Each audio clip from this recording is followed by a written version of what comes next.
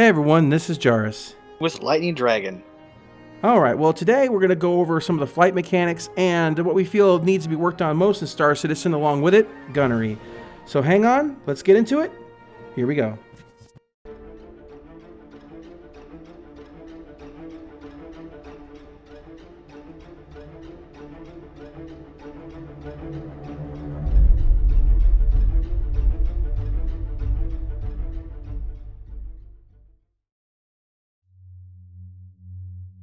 Greetings everyone and welcome to another week of BlastCast. Once again with me is my bastion of common sense, Lightning Dragon. And well, we've had some time now to play with the flight model, and as the homework assignment I gave out, kind of my short little update video, I hope you've all had your chances to get out there and see how you feel about things. Spent a couple hours the other day with my brother, with my friend Gerald, and of course with Lightning Dragon here in Arena Commander, doing some free fly, chaotic, bashing each other combat. And, oh, jeez. And besides all the weird bugs, like, you know, his gun's not working or other things like that. Or the wings being folded back. The wings being folded back. You got footage of my experience when we were flying around. Yeah. I mean, maybe I'll throw some of that up here. I don't know. You have the link here you dropped in our chat channel, so I'll take a look at it. But anyway, so the thing is that we played around a bit. I've been playing around the persistent universe, trying to find things like, you know, that Big Benny's hidden island, which I did find. So basically, kind of come to some determinations and want to go over some of these things that we've been hearing on the forums, some of the discussions have been coming out, and kind of see where Star Citizen needs to go from here. And the second part of the discussion is about what I feel, and a lot of people are starting to come to realization of, is that where the problem of their whole combat mechanic lies is actually in gunnery. So we'll be getting into that. I have some information from a great forum poster named Alienwar, who's been very kind to help me on this particular BlastCast, straighten out some information and get things kind of focused a little bit better. All right, well, the primary question here is are bad combat mechanics killing Star Citizen? And so, as you know, the changes came along, and what they did is they slowed the speed down, and they said they upped acceleration, which I'm not a big fan of to a degree, because I think ships and vehicles need drift. Drift is an important factor. Even if you're playing a World War II simulator, what happens is with drift, even if you're turning really hard as you can, your plane is still sliding through the air. And I know there's no air in space, but your thrusters are pushing against the mass, against the direction of movement. I think drift, because you're changing your velocity, so it's even harder, because the atmosphere is actually slowing you down, and you're actually biting into the atmosphere with an airplane. So airplanes are much more maneuverable because they have more control surfaces. Yeah, well, maneuverable in respect of like maybe like changing directions. But as far as, of course, that would depend on the strength of the thrusters and things like that. So basically, the original pitch for Star Citizen was that they wanted a World War II in space, is what Chris Roberts wanted. Now, anyone who's played the original Wing Commanders knows how the flying was. The original, and there may be many backers right now that have never played the original 0.8 version of Arena Commander. And I was barely able to play it because back then my computer was not very good. Nothing even close to optimized. The game was buggy, even more so than today.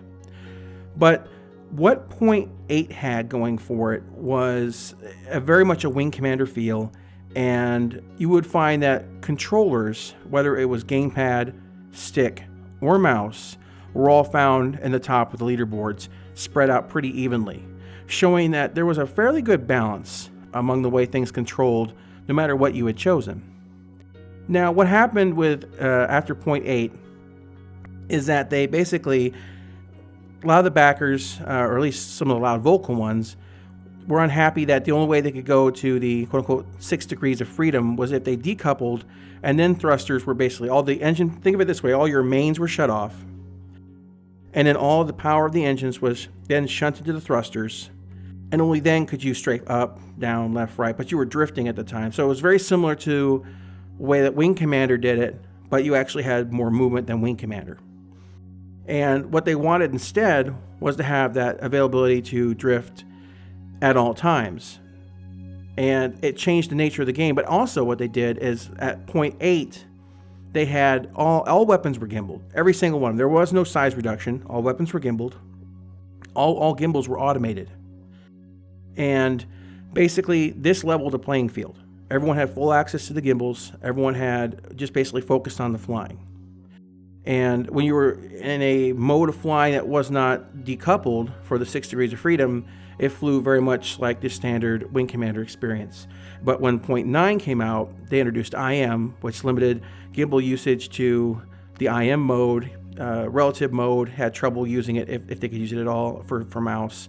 Stick couldn't use it, and gamepad just fell off the leaderboards. I think gamepad completely just disappeared after that. So they kind of took one idea that worked really well, and they modified it, and they took one idea that was really working for everybody, and they just threw it in the garbage. So it was really kind of it was an odd decision to make, and it changed the direction of the entire game after that. So as we have the game right now, they're trying to correct course a little bit. They brought speeds back down in large respects back to what we had at 0.8. But the gunnery they've kept is still what we have at 0.9 and beyond, and so that we're going to be getting into that. But some of the issues that we have here is that I still don't think the 2.0 pipeline system that they talked about is in the game. I'm not noticing this thrust to mass ratio. They said they were going to measure ships accurately for their mass, and ships don't feel like, well, the larger ships feel better. I mean, Lightning, you've flown some larger ships. Do you think they feel more realistic, or? Well, for example, like the Retaliator I flew a while, and the Connie I flew with you, so you've actually flown that more than me. But the Retaliator, it felt very like the turning, like the gyroscope turning, that felt like unchanged at all. And in my opinion, when you're using the boost fuel, not only when you stop boosting does it still consume fuel, but it goes away super, super fast. I know it's probably about double the time as a fighter, but you're talking about something you're trying to reach max speed and it can only do it for like 5 minutes and then you're just done. And in a bigger ship that's much more vulnerable, especially a ship that can't fire back, because of the Retaliator, once you run out of that boost fuel, you're dead. There's no... I don't understand why there's even boost fuel at all. You should just have a huge giant fuel tank, which we're going to talk about. And then, if you boost, you just use more fuel. Because as it is right now, the big ships are just even more vulnerable. Especially when they don't have the armor models or the shield models are still incorrect. The Connie shields melt. It was just watching the Connie shields just disappear. It was ridiculous.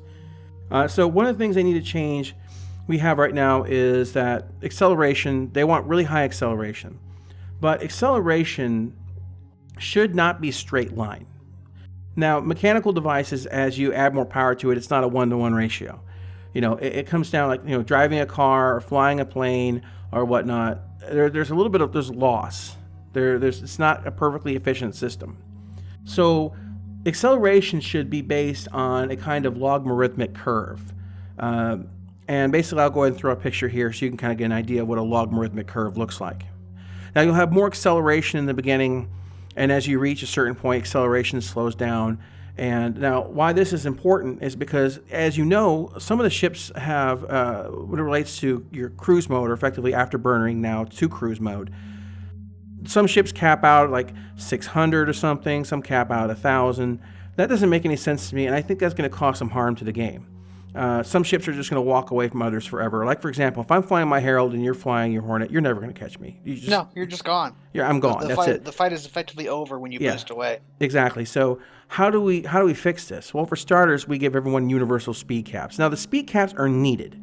They're not realistic. I don't like them, but there's a network code issue. They can't have ships going infinite speed. I totally get it. So for your imagination, imagine that at 1,000 meters per second or something, you're still technically accelerating. It's just not being represented in the game because network code issues. So every ship should be able to get to a predefined cap. And using the logarithmic curve, whether you're doing it with boosters or you're doing it, or afterburner, or whether you're doing it with standard speed, all ships should be able to eventually reach that max speed. Now, this is important for a couple of reasons, because now, if any of you have ever played a World War II game, now one of the problems we're having right now, large ships are pretty vulnerable to fighters, especially, turrets are relatively useless. But at high speeds, as you've been doing the cruising or the afterburn, I don't know what to call this anymore, the high speed flight, basically your maneuverability goes down. There's more power being shown into the engines, less power to thrusters, and also there's G-force considerations. They just don't let you maneuver as much. At lower speeds, you're able to maneuver more. Now, this is where a difference comes in, because larger ships would want to maintain higher speed flight, because it would force fighters to pursue at higher speed, have less maneuverability, making the turrets more effective. Now, if any of you played a World War II games, I made a reference to here a minute ago, you'll know that if you were coming at a bomber, and if you were coming at them from the front, and you were coming at them from up high or something like that, you could do a lot of damage, but more than the turrets would probably do to you. You could just destroy a bomber.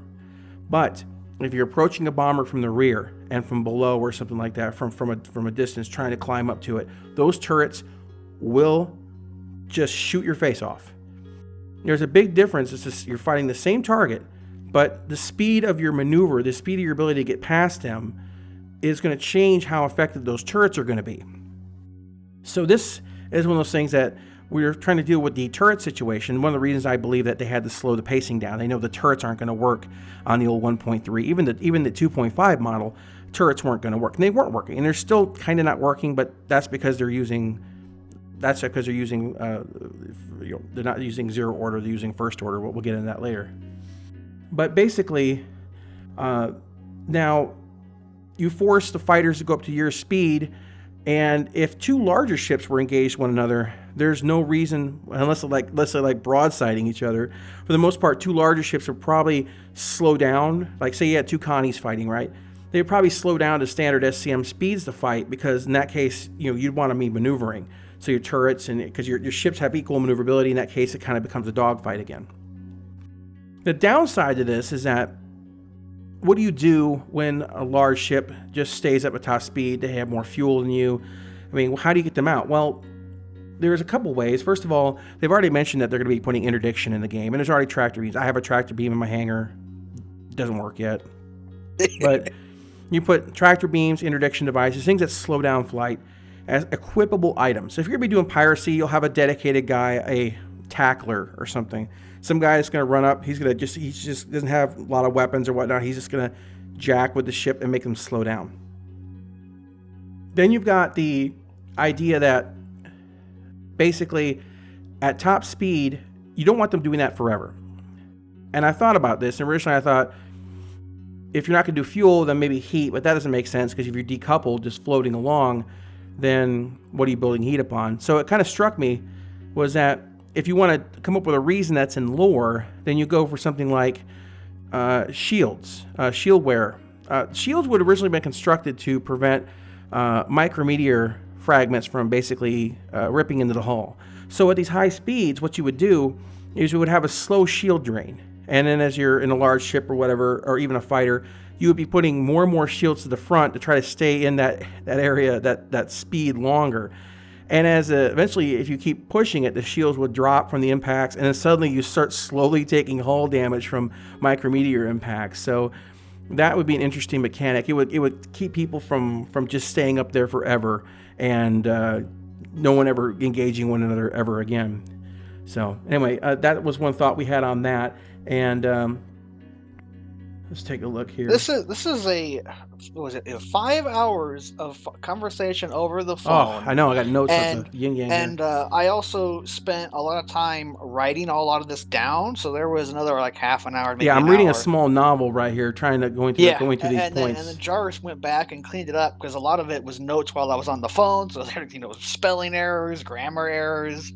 We've been thinking about this a lot. And And it's not that we haven't been thinking about it just now. It's one of those things we've been looking about it for a long time, during almost the entire Star Citizen history. And the whole development cycle.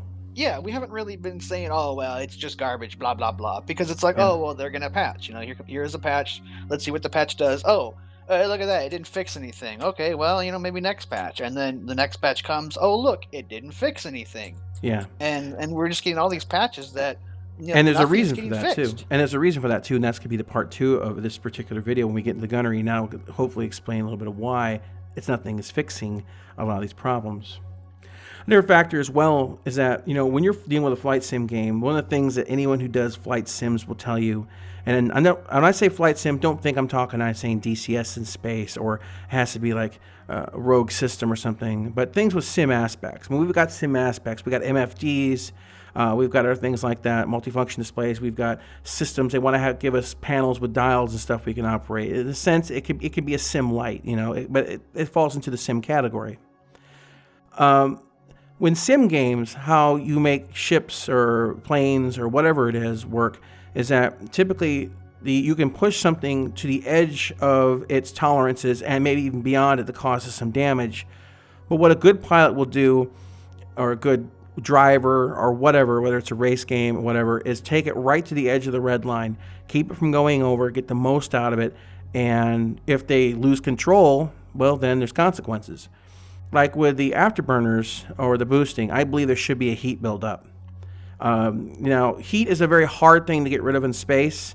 It's probably one of the hardest things to get rid of in space. Now, you think, space is cold. It's not really a big deal. But space is a vacuum, and there's nowhere for that heat to transfer to. Exactly. With air absorbs the heat, the air gets hotter, and then it rises because of the heat. Molecules are moving faster. That's why you have heat sinks, more surface area for hair contact. Yeah. So the thing is that, but in the Star Citizen universe, we are dealing with a situation that they say that there's enough hydrogen floating around that our fuel scoops can pick it up. And if we go with the micrometeor thing and stuff like that, I was just talking about. So in some regards, you could say heat is a bit more manageable in this fictional Star Citizen universe. And that's the way I look at it. I don't look at it as has to be 100% based on the real world. It's a game. You have things in the game for game rules. I've run a lot of different games and campaigns, and there's always a good reason to come up with, or a scientific reason, or some goofy reason to make a rule work. So a lot of times you just roll with it. But yes, basically having heat or something like that builds up in your ship from thrusting or boosting too much would kind of put you in a situation like where you can start actually reducing the overall effectiveness of your thrusters or your afterburners because you start doing damage to your engine, and that have long-term negative consequences, of course, across a longer battle. And so as well, there's also a situation where we talk about customization of parts. And that's one of the things they said they wanted us to do. They want us to be able to tweak things and make them our own. Well, and there should be a variety of customizations that can be done, but this should be based on, in my opinion, and also Lightning's, basically two types of thrusters and two types of engines. Basically, one is endurance, and one is maneuverability or acceleration based. What the difference is that if you take an endurance engine or an endurance thrusters, those thrusters and those engines, they accelerate slower, they're more efficient at it, they can get you up to the same speed, they burn less fuel, but it takes longer to get to that speed. And then you have the maneuverability or the acceleration versions, which are less efficient on the fuel, get up to speed quicker, but they also because of the extra burning of fuel. So we said we're looking at a unified fuel tank here because we think that the idea of this, I don't mind the idea of scoops recharging the overall fuel tank, but I think this idea of splitting all the fuel into these different subcategories is really kind of weird. It's kind of like adding a sprint bar to the game, and it's we don't even have one of those on the first-person shooter. We have a sprint bar on the flying part. Oh, that just makes my head spin. We have a great radar on the ground and a crappy radar in the flying. We have a sprint bar on the ships and no sprint bar on the ground. This is madness. Hodgepodge. That's completely systems backwards. All combined together. That's completely backwards. So anyway, obviously more work coming, right? Hopefully they see that as a big oopsie. But anyway, basically, we're looking at those kind of, you can mix and match a little bit. You could say, for example, say I'm in a freelancer DIR, and I want to be out in space. I'm going to choose the efficient engines, the ones that basically burn less fuel, get me out further, accelerate slower. But I want to go ahead and switch to acceleration or maneuvering thrusters. Like they burn more fuel, but they let me turn the ship faster and strafe faster. And the reason I would do that is that I would like for a straight line run as an exploration, I want to save as much fuel as possible. But when I get into combat, I might want to be able to maneuver the ship more, or maybe I'm going to an asteroid field and I want to have a bit more maneuverability. So you have these different kinds of parts that you can swap out. and just kind of go ahead and set your ship up a little bit more custom. You can have ships that are already scouts, or they're already interceptors, and you can take them up even to the next level. So I love customization in games, but definitely there should be some different kinds of engines here, and those engines themselves, those base types, can have modifications to go up and down on each. Now, so that's basically where I think they need to add some complexity. But the big problem that Star Citizen is having, this is kind of the part 2, is they've never really addressed it since they went from point 8 to point 9, and that's gunnery. Gunnery is a mess. Gunnery is an absolute mess in Star Citizen, and that's the one thing that's almost not changed at all from patch to patch to patch to patch. Ever since they went into the whole IM thing after point 9 and the multi-pips and things like that, it has been an absolute mess, and they barely looked at it, they barely touched it, they barely thought about it. But gunnery in space combat is the other half of the coin. You can't just keep changing the flight mechanics and think that's going to fix your issues. You have to look at everything. And they, for some reason, through some weird blind spot or bullheaded mule stubbornness, they just refused to look at gunnery. The closest thing we had last time was this round table with Ben and some other people, and where they basically said, we believe that controllers should be used in a game. Well, thanks. That's deep. Let me just go ahead and put that on a fortune cookie. Controllers should be used in a game. That was Calyx, but still, I mean, because it was like, and then of course you have like your Ben statement. We have your top men working on it. Here we are. That was such a slap in the face, that controller roundtable discussion. That it was insulting. So here we are. Now down below, or possibly even in the description, if I can fit it in. I don't know how much description I can fit in YouTube's thing. It's going to be Alienwar's description, and what that is basically a link of the 3 principles of gunnery. And I want you to go ahead and pause the video here and either look at that link, or if I was able to put the text in or whatever down below, and come back to the video. It's important, I think, you read that first, and then we'll come back to it. Now, one of the problems that we're having if you've flown or done combat is that there's, for starters, pips. There's pips all over the place. There's pips everywhere. There's diamonds and blue horseshoes and green diamonds and purple and green clovers and all this red other balloons. Oh, it is absolutely insane. And I know half the time I don't know what's what and what I'm shooting, and it's a mess. It's an absolute mess. And this has to go. It'd be better to have shapes and a number next to it, so I know what gun group to fire. But it's a mess. It's an absolute mess. I have all these different weapons. They have all different speeds of rounds of ammunition. They have, it completely discourages the idea of mixed weaponry. It's gotten so bad to the fact that the real reason I believe they're introducing split mounts is so that you can bring weapons down to the same size. A lot of ships have, say, example, a couple 2s and they have a couple 3s, and they say, there's too many split pips here. Maybe what we'll do is we'll go ahead, we'll make splits. You can turn those 3s into 2 2s, and then bam, we're running all 2s, and then we have 1 pip or whatever. I really think that's probably part of the reason, but they're missing some of the obvious things that can be done without reinventing the wheel. Though I still do think the split gun thing is a viable thing. I think it'll have its purposes. But as long as they can balance the gunnery, that's the biggest problem right now. Yeah. Well, gunnery is right now, Star Citizen is very much based on pinpoint accuracy. It's based on pixel perfect precision with absolutely DPS time on target. Yeah, DPS time on target. And that I've never played a flight game that calls itself a flight game or a simulator that even considers or worries about the concept of DPS. It's not a factor that you're going to see in almost anything that's simulation, in a simulation nature. Now, a couple things here is that as the weapons get larger, they need to have their ranges increase, which I believe is already a factor to a degree.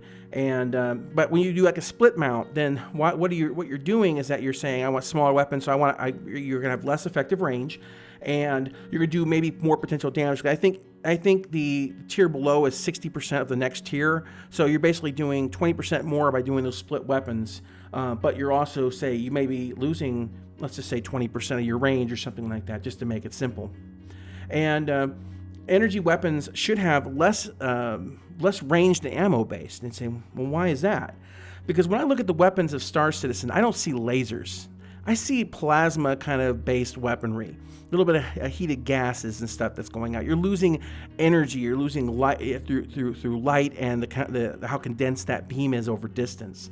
But when you have something like a physical weapon, a bullet, a slug, a cannon, whatever, those items aren't slowing down. They're not. Newton's first law. Yeah, equal and opposite reaction. You know, there's nothing impacting it. Body in motion stays in motion if something acts upon it, and if it's just if you got just basically a big metal slug coming out, what's impacting it in space? So that's why I think there should be certain advantages to having ammo-based weapons, and none of them involve, by the way, shield penetration. The dumbest idea in gunnery that they come up with so far: a weapon that can bypass your physical weapons, always bypassing. It's like the block disabler. Yeah, it's from terrible. Champions. Yeah, it's exactly. It's like the block disabler. Why even have shields if they can just load? Everyone's going to blow up physical weapons. Yep. You know, and the thing is that shields would have originally been developed once again to deal with micrometeor impacts and things like that. If there's something shields would be very strong against, it would be physical.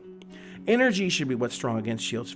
Physical should be what's strong against hull, because energy would be strong against radiation, re-entry heat, and things like that. There should be a reason for each to exist. There should be a reason for mixed loadouts. Otherwise, you're going to constantly see this mono-boating mess that we've got going on right now. With no reason for mixed loadouts and weapons that can ignore defenses, once again, we're building into a DPS race. And to some degree, we need to have a physiologically, make it proper, physiologically correct model when it comes to how ships fly, at least with the norms of human G-force tolerances, because the idea that we're playing a game where lateral strafing is the norm is a terrible, terrible problem. And to some degree, you have to restrict rotations a little bit. Now, it doesn't mean I want Elite Dangerous level of rotation restriction. In fact, Elite Dangerous has a weird way of doing it. You have to be at 50% throttle to get the most turning out of it. And if you're like 5% throttle, you don't get the most turning. That makes no sense to me. As far as I'm concerned, I think up to 50% throttle, you should have maximum turning. It's after that, I think you should start slowing down. And if that was applied to Star Citizen, I think that'd be fine. I mean, why would your thrusters have less power if you had less available power if you had zero power in engines and all of it was being shunted directly into your thrusters? Bit of a reverse scale, basically. Yeah, exactly. It should be like, basically, it's like driving a car, right? The slower you're going, probably the tighter turn you're going to be able to make. So it's the same. It's the same kind of thing. Within reason. I mean, your thrusters should have a maximum output that they will only reach. So exactly. For example, 40 or 50%, or maybe something in that area. Let's say if you're at 20% of your main thrust, your thrusters are at 100% of their efficiency. It doesn't make any difference if you slow down past that 20% of your max speed or 20% of your throttle. We're not doing max speed in this example. So you're not going to get any more thrust out of those thrusters. They're already capped out. Yeah. So, I mean, to make a game work, any game, you have to have restrictions, rules, and limitations. And 6 degrees of freedom, a lot of people are like, well, tear their hair out and scream, oh, you're messing with my 6 degrees of freedom. If you don't have limitations of some kind, what you have is this constant problem we have where two people come at each other face to face, and that's where it stays. Now, this is a little bit better, and Lightning can attest because I was kind of circling all around him. Oh, it was obnoxious. It was very obnoxious, but the basic way that either I was going head-to-head with him or I was basically strafing around him in circles with a strip that could strafe better. And it wasn't dogfighting, not really. It was. I mean, I was constantly looking at the belly of his ship and just pumping round after round into it. There's nothing he could do about it. No, and the only thing I could do was boost away. But again, your ship was more maneuverable and 350R. faster. Yeah, 350R. So even if I boosted away at full speed in my Hornet Ghost, you just catch up to me. It wasn't a dogfight. No. And that's the thing is that, it becomes my entire time that I was fighting him, I was pretty much on target. And I played flight sims since the most rudimentary you can imagine, going all the way back to the Atari 2600 with a stick and that one button controller, all the way up to the modern stuff. And I have never played anything that claims to be a sim that has this much time on target. It's way over the top. And that's because there's a lack of restrictions. But back to the weaponry, back to the weapons part of it. So you've got the fact that physical weapons have more range than energy. And energy has a shorter range, but of course doesn't have the limitation of ammo. And then you've got the fact that weapon bleed-off damage. The weapon bleed-off, I think that's important. But then, of course, you have the fact that energy is strong on shields and physical strong on hull. And so that's resolved some of the issues to a degree. But we still have the problem with the pips. The pips all over the place. So what do we do with that?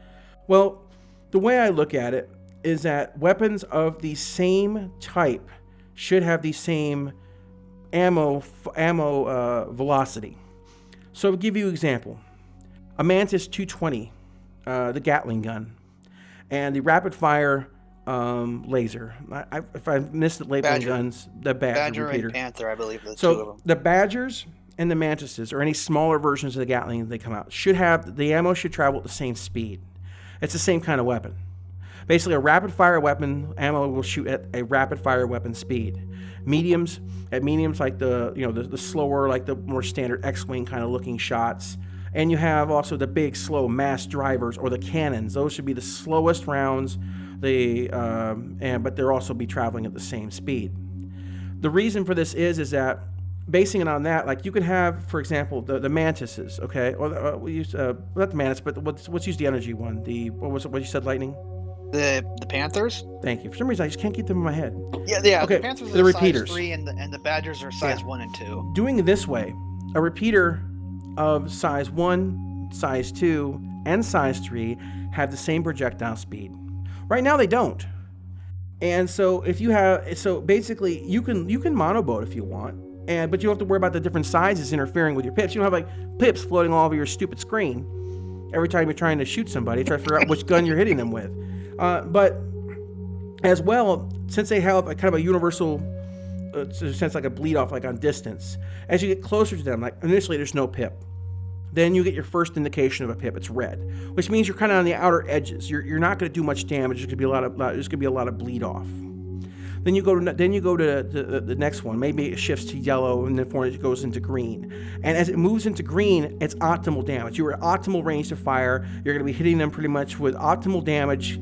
And obviously, physical weapons are just going to, they're going to hit optimal at any range. But you want to have the shields down. As long as you're in range. Like for example, if you have ammo-based weapons and the pit comes up red or whatever color you want, hopefully we'll have a UI we can tweak. So for those that are colorblind, you can make it whatever color you want. Yeah, and or shapes or whatever. Yeah, or shapes or whatever. So when that color or shape comes up, indicates your maximum range. You know that your physical based weapons can hit and do full damage at that point. Right. What the scaling is for like your energy weapons, which have shorter ranges and also have that damage bleed off. So if they go into a yellow state, they can hit, but they're not going to do a lot of damage. Right. And as you get closer and closer, your energy weapons start doing more and more damage. So it brings in that type of flight that Chris wants. He wants that close range dogfighting. But this gives a purpose to it, because your physical weapons are going to do very little against the shields. So you need to bring them in closer to take use the shields your down. energy-based weapons to bring the shields down. Right, exactly, and it keeps it to my opinion, when you consolidate these pips together, by the round speed, by the rounds having the same speed of similar types, whether it's physical or it's energy, and you have the pips on the bleed off indicating how effective it is going to be at a certain distance. And also you need to have something else that's not in the game really is the idea of energy management. Right now, as I said, the pipeline system isn't in. You can pretty much fire all day and all night. Yeah, you get some heat warnings, you have to stop for a couple seconds, but you just keep just keep going. When you're in flight games, most of the times you're not holding down the trigger for a month and a half. You're waiting for the solution. You're waiting for the opportune time. You're waiting for the good position. Then you open up. You're and those moments, in that 2 to 3 seconds, you've got the solution. That's when the magic happens. Okay. And that involves, I said, all that involves is restrictions and involves having weapons doing different things. But you need, when you differentiate what these weapons do, you have to make sure that they work together. Because what I want to see out there is I want to see Hornets with a couple Gatling guns and a couple energy weapons, and they're perfectly viable, and they're able to mix those together and make it work. And I think if we have a situation where basically separating out weapons between different types, you'll see less of this insanity. Where let's think about it. We got the Hornet right now, right? Let's do this. Let's do the split thing right now. Let's do a monoboat split. So I've got the fixed turret I can put on top. I can turn that to a size 4, or with a split, 2 size 3s. I can turn my 3s into 2 size 2s. So now I'm already sitting at 6 guns on it, and then my nose I can turn it so that's 8 guns on the Hornet. It's like, oh my gosh, that's insane. Too many guns. Yeah, I mean, there hasn't been this many guns on fighters since the Spitfire. I think there's more guns on other ones, but yeah, that's just... Yeah, I mean, just wait till you see stuff like the Buccaneer come out, which even has more guns than that. So, I mean, it comes down to is that we need to have reasons for these weapons to exist. Like, if you do something like this, the Vanguard suddenly becomes a lot more viable. You're looking at like, wow, it's only got 4 size 2s, but they're tight knit. They're going to hit in a really close cluster. And then if that Gatling gun also gets to be a lot more dangerous. Or railgun if you have the other version once they get done building it. So basically, that's what kind of we're looking at. And another thing too, it has to be addressed, and it's still the elephant in the room. It has to be killed with fire. It needs to be put down. Is IM, interactive mode. Now some people think, oh my gosh, you're so anti-mouse. No, I use the mouse from time to time. There's a lot. Alienwar I think uses the mouse as well. I think he uses relative mode. If not, I know there's other people in the forums that talk about it as well. But basically, it is the only time you should find zero order controls like IM should be in the turret. And the turret, oddly enough, it's first order controls, which is deflection based. Sit in a turret sometime and see how easy it is to put your target on something. It's not fun. So basically, they need to get rid of this idea of pinpoint accuracy, because they can fix every problem we just talked about. And if IM's still in the game, it doesn't matter. It does not matter. At that one arcade point and click mechanic, which was specifically promised never to be in game. Ben Lesnick said, sadly, nothing like Freelancer, no point and click, because he was asked specifically if they would have an IM mode like they had in Freelancer, and that's what he said. And that was on the original. Yeah, and it's the original backers, the original backing, the original Kickstarter. We're not going to have this mechanic because Freelancer, that mechanic is pretty much the mechanic that introduced everyone making a cheap flight game, a crappy flight game, and the whole flight sim genre died. Freelancer kind of opened Pandora's box in that regard. This was supposed to be a kickback to the good old days. So if you have that in there, we got people now from both. Well, I'm not going to name them just to be polite. 2 of the largest PvP squadrons, you should probably know who those are, who are now coming out and saying they need to do something about IM. I've gotten some private messages. Some of them are coming out in the Katamari, and they're flat out saying it's got to go. It's broken. And the thing is, though, that I talked about this in the forums, and I'm not what you call a forum ace, which means I've been banned 5 times. And so basically, because I've been fighting against this, and now they're coming out saying, wow, this isn't going to work. And they're starting to realize, I think, that gunnery is the real issue. So we got the flight mechanics down to a degree, and the rest of it's little tweaks. I mean, the heat or difference between the sprint mechanic, how you tweak the weapon speeds and the pips and things like that. Those changes aren't that hard. They're really not that hard to do. Go back to the 0.8 gimbal system if you want it that badly, at least. If you're not going to use the one that I recommended, which has like almost an 80% support, go back to the 0.8. Start from there. Because it worked for everybody. You threw the baby out with the bathwater when people said they wanted 6 degrees of freedom. They didn't say they didn't like the targeting. They were complaining about the 6 degrees of freedom. Then you threw out the targeting too. That never made any sense to me. That was the most knee-jerk thing I've ever seen for a developer. Take the one thing that nobody was complaining about and throw it out with the thing that everyone was complaining about. Okay. So because reasons. Because reasons. So, and in some respect, this is a little bit, I think, of perception of the developers. Chris Roberts is under the impression that keyboard, that joystick is for flight and mouse and keyboard is for aiming, and that is a load of horse shit. Virtual sticks on mice are equally as effective as joysticks. In fact, they've been shown to be about 5% more effective, give or take. Because they have that precision advantage. Once someone gets versed in, all you need is a good visual indicator, indicating maximums and dead zones, and you're set. You don't. Right now, everything is set is shaped like a bow tie, and I made reference to that before. As the wider your screen is, and the more screens you have, the wider your virtual area is. It's just terrible. It's the worst virtual stick ever made. But virtual sticks and real sticks for first order controls are basically identical in performance. They're close enough that with a slight advantage to the mouse that nobody's going to care. But you can never mix first order and zero order controls. You can't. War Thunder was the last game I tried. I know I'm bringing up saying that the game that I'm not supposed to say, but I have to name it because that way people make reference to it. I know. But they tried it originally, and they had to split the game into 3 different modes: arcade, realistic, and sim, because they couldn't mesh it. Arcade, because that's pure IM. Even that's better than the IM we have, to be honest with you. Even that's superior, because that still involves positioning and tactics in their flight. Then you have realistic mode, which adds players have to have more confined control. There's less auto instructor done by IM.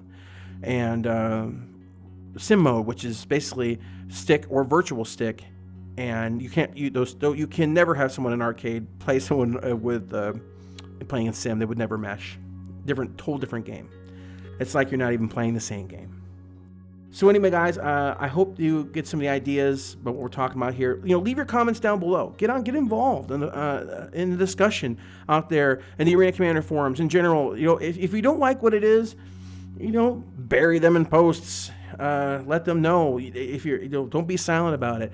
Let me know what you think about flight. If all those of you who have done other older space flight games or done World War II combat sims or even racing games like car games, that restrictions are important. You have to have restrictions. Otherwise, if you're playing Gran Turismo or whatever, and every car had infinite acceleration, maximum traction, and didn't have to worry about slowing down for turns, that would not be fun. That would pretty much be Ridge Racer, and I don't like Ridge Racer. So I guess that's kind of what we're choosing here. Do we want Gran Turismo? Or do we want Ridge Racer? Or Forza? Forza's another good one. Forza's a good one.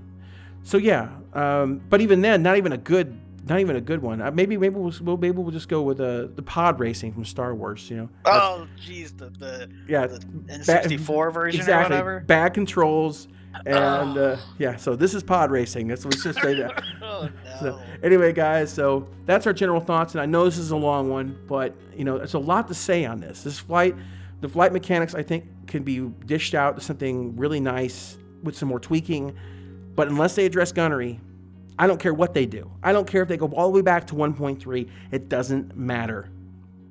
They're going in circles, and they're not seeing the problem. It's gunnery. So read that post if you haven't yet. Alienwar is a very smart guy, well-spoken, and able to walk the boundaries of neutrality between all the factions, unlike myself, who tends to get booted off constantly. All right, guys, that's this week's BlastCast, and I hope it meant something to you. I hope you got something out of it. Talk to you next time. Bye-bye.